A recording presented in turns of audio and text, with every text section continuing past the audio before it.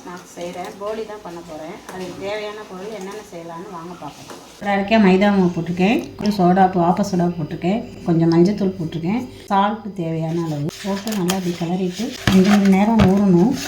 இந்தமாரி நல்லா பிசைஞ்சிட்டேன். ஒரு 2 ஸ்பூன் நெய் விட்டு கொஞ்சம் நெய் போட்டு பிசைஞ்சு வச்சுக்கிறது. நல்லா சாஃப்டாக பிசைஞ்சு வச்சுருக்கேன்.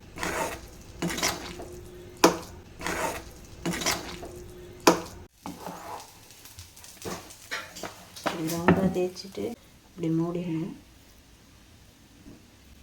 இப்படி மூடிட்டு நல்லெண்ணெய் தொட்டு கீழே தடவிட்டு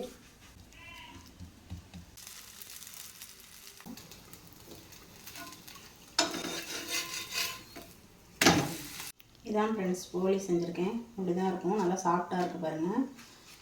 இது பிடிச்சிருந்தா லைக் பண்ணுங்கள், ஷேர் பண்ணுங்கள், கமெண்ட் பண்ணுங்கள். வாங்க மக்களே சாப்பிடுவோம்.